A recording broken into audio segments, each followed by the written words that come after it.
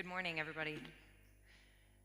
First and foremost, thank you for having us with you, and this is a very timely and important conversation to so many.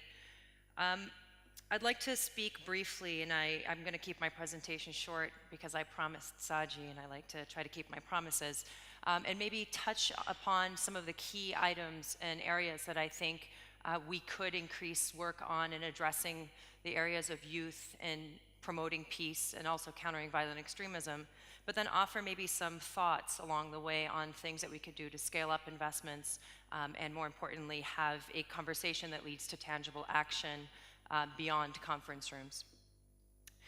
We heard from the other speakers about the plight of young people around the world. We are living in times where we have 1.8 billion young people around the planet.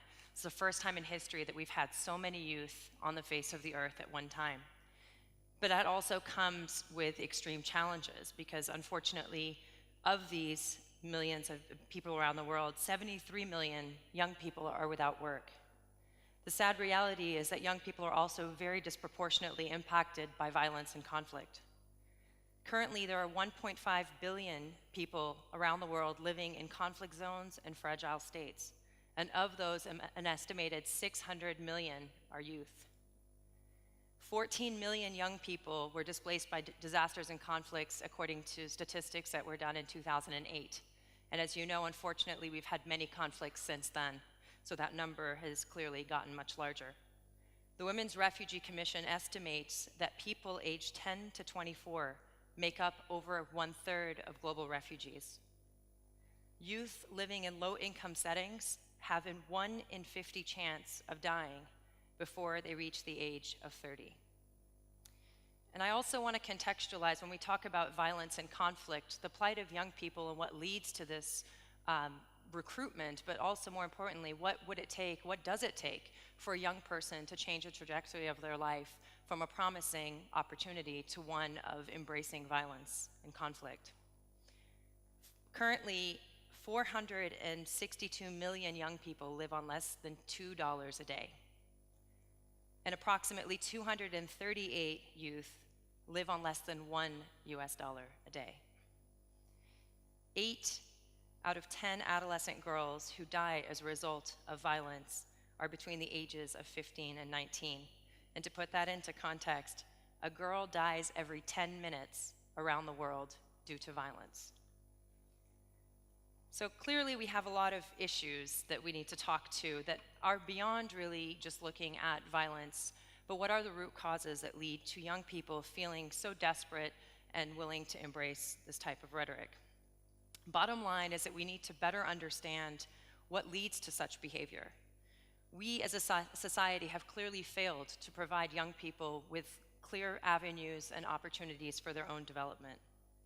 And that is something that we must talk about in a more holistic approach when we look at addressing these issues. I tend to think that when we simplify the issues of youth as it relates to violence and engaging in violence, it's very similar to the idea of treating cancer with Band-Aids. There is collective larger responsibility in countering extremism and promoting peace. And I really encourage, and I thank Saji for asking about the representation in the room, but it is upon us as business communities, as educators, as investors, as civil society, as governments, as youth, to really think about how we can create a holistic approach to addressing these problems that doesn't just sugarcoat the realities. I want to quote Martin Luther King in saying that riot is the language of the unheard. So we need to clearly do a little more listening.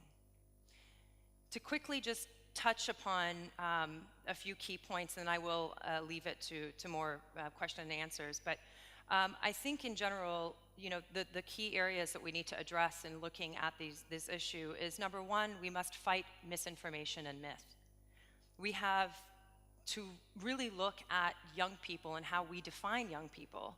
As very sadly, oftentimes you hear young people as being passive recipients of aid and targets for development. But what we need to look at is the power of young people in creating change, innovation, and solutions that we're not engaging in a very constructive way. Youth are too often seen as the problem and not seen as members of the solution or part of the solution. As the Envoy on Youth often says, extremists have unfortunately kidnapped and hijacked the word shabab.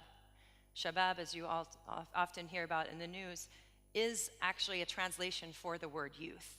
We need to actually take that word back and use it to re-empower a young generation that has been marginalized by the very people that claim to represent them. As I noted earlier, we discuss young people as vulnerable, and I think that framing in and of itself is damaging.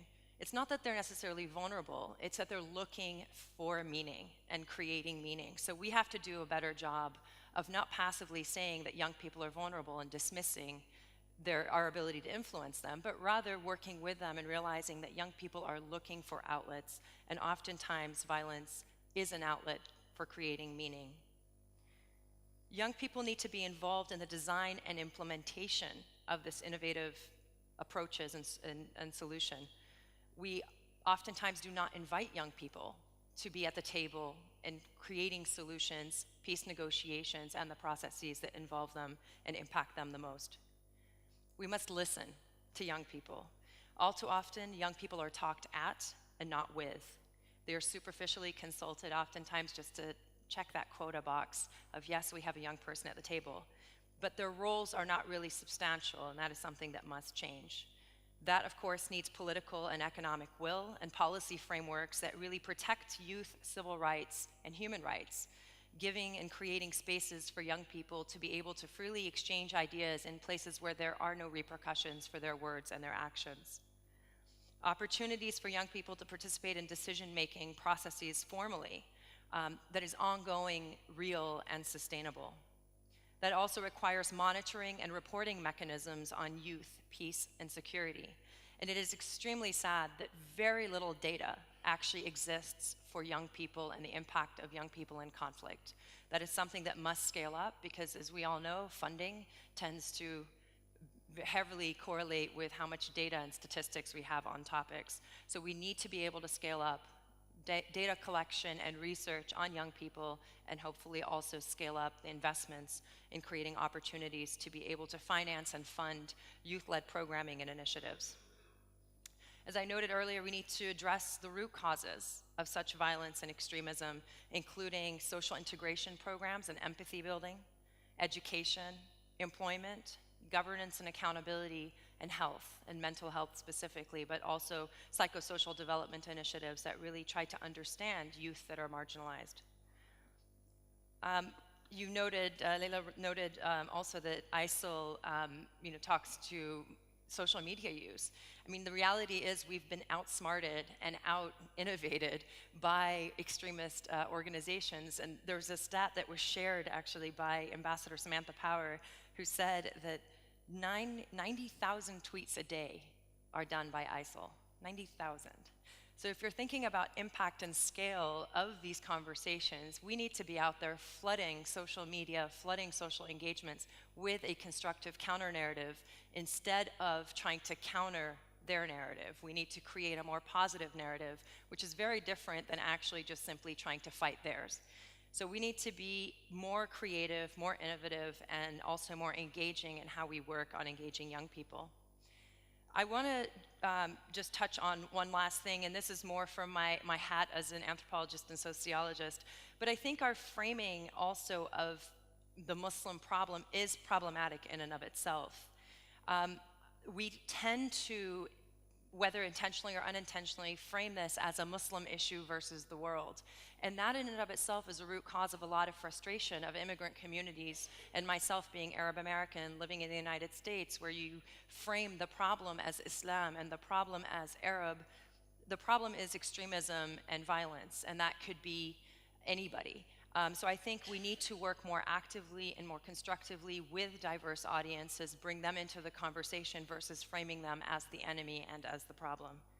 The ideology framework of Islam versus the West in and of itself, again, is problematic for the immigrant communities that are very much from the West and perceive themselves to be that. So when they feel neglected and marginalized and ostracized and not welcome into the very community that they call home, counter-narratives tend to be more enticing. Just want to touch on a few things that our office is doing as I wrap up. The Office of the UN Secretary General's Envoy on Youth has been investing a lot of our time into really thinking about the role of young people, specifically in countering violent extremism and promoting peace. And those are connected yet different conversations and different investments that need to happen. We're advocating for increased investment into youth development and really thinking about how do we build capacities of young people, but then also work within institutions to welcome this capacity, welcome these voices, and really allow young people to have a seat at the table and be part of these constructive conversations. We're happy to be co-organizing in partnership with Search for a Common Ground and the UN Peacebuilding Support Office and the Interagency Network on Youth Development of the United Nations, a global forum on youth, peace, and security that is being hosted by the Kingdom of Jordan under the patronage of His Royal Highness the Crown Prince in August of this year in Jordan. And that was announced during a Security Council ministerial debate that took place last month, also hosted by Jordan. These are moves in the right direction. We firmly believe that these conversations need to continue to happen, but more importantly, they need to be aligned with political, social, and economic will to help them transpire into action. We're also happy to be organizing later this month in partnership with the President of the General Assembly and the UN Department of Social and Economic Affairs, a high-level event of the General Assembly that specifically looks at implementation of the World Program of Action for Youth, which was a landmark agreement by member states 20 years ago that looked at committing to actually creating infrastructures for investment into youth development. So what we're really hoping to do with this 20th anniversary commemorative celebration is to advocate for more investments by governments and by member states specifically into youth development and looking at how that will ultimately intersect with some of the advocacy around promoting peace and youth as part of the solution. So I'll leave it at that, and I look forward to questions and answers and speaking to you afterwards about this, and thank you again.